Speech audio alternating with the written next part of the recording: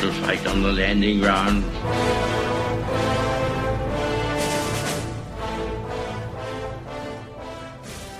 Thank you for joining us. You're listening to A Radio, and this is the Morning Minute. Please click on the follow button on Spreaker.com. Today, I want to do a subject which is also very thorny, but I don't think it's that complicated.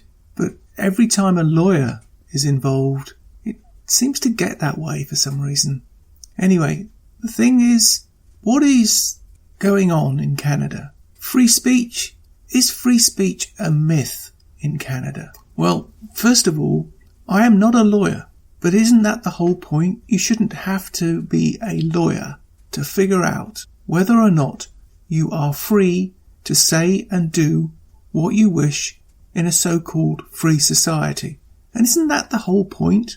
I had someone contact me the other day about this very issue, demanding to know where I got the information from. Well, I'm not going to be rude, but look it up yourself. It's out there. You can read it yourself. Once again, I will put up the information that I have on my website, and it'll be clear for everybody to see.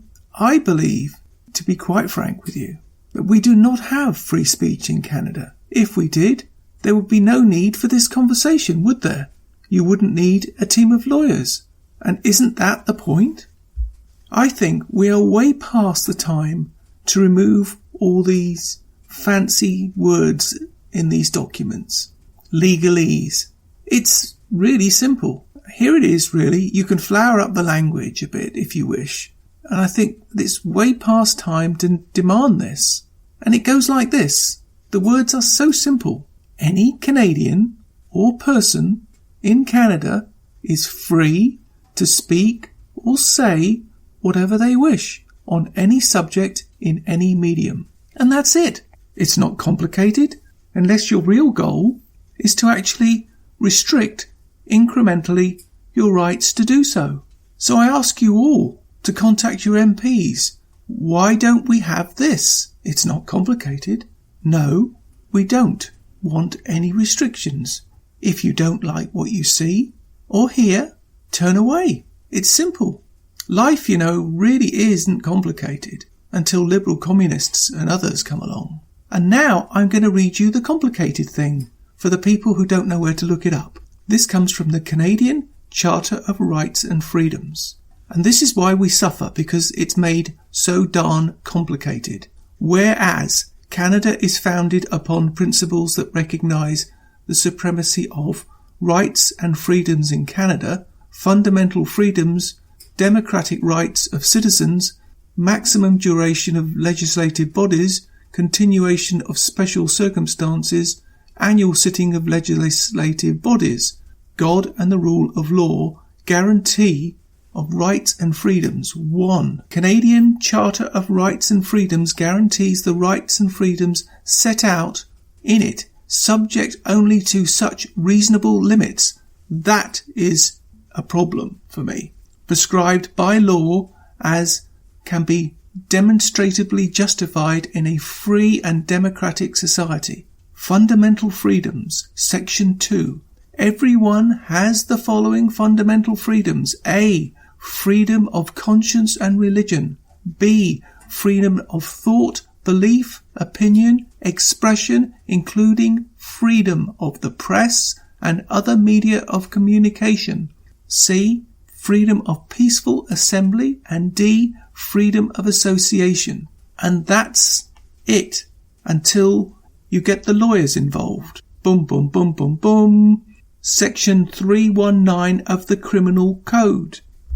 Everyone who, communicating statements in a public place, incites hatred against any identifiable group where such incitement is likely to lead to a breach of the peace is guilty of A. An indictable offence and is liable to imprisonment for a term not exceeding 2 years, or B. An offence punishable by summary conviction, whatever that means. Section 2. Marginal note, willful promotion of hatred. Everyone who communicating statements other than in private conversation willfully promotes hatred against an identifiable group is guilty of A. An indictable offence and is liable of imprisonment for a term not exceeding 2 years. B. Of an offence punishable by summary conviction. Section 3. Marginal note on defences. No person shall be convicted of an offence under subsection 2. A. If he establishes the statements communicated were true. B. If in good faith the person expressed an attempt to establish an argument, an opinion on a religious subject, or an opinion based on the belief in a religious text. C. If the statements were relevant to any subject of public interest, the discussion of which was for the public benefit, and if on reasonable grounds he believed them to be true, or D. If in good faith he intended to point out, for the purpose of removal, matters producing or tending to produce feelings of hatred towards identifiable group in Canada. And it goes on and on and on and on and on and on. And you can look it up online. But once again, I go back to my points. The day you start to try to define different types of speech, be they in your mind or anyone else's, unacceptable, is the day you don't have free speech. Free speech is really about protecting the right for someone that you disagree with to say what they want, even if you yourself don't like it. Once again, I go back to my simple, short statement. Any Canadian or person in Canada is free to speak or say whatever they wish on any subject in any medium. Could it be any plainer? I don't think so. Oh, and just one more point. Section 319 that I read out of the Criminal Code also attempts to interfere with Section 2 of the Charter, which in its own right is unconstitutional. But they seem to skip over that. You can find more at aradio.wordpress.com. I am very pleased to announce that thanks to you for following us on Spreaker.com, that A Radio can now be found on iTunes under A Radio. Thank you, everyone. And I'm on Twitter at A Radio Canada. I'm also on Facebook at A Radio Canada. I am on Gab at A Radio. You can email me at aradiocanada@gmail.com. Please click the follow button on Spreaker.com. You can listen to all my morning minutes at Spreaker.com under A Radio. That's EHRADIO, A Radio. And please click on the like button. And you can also find all my podcasts and morning minutes at aradio.wordpress.com. And click on the Morning Minutes tab.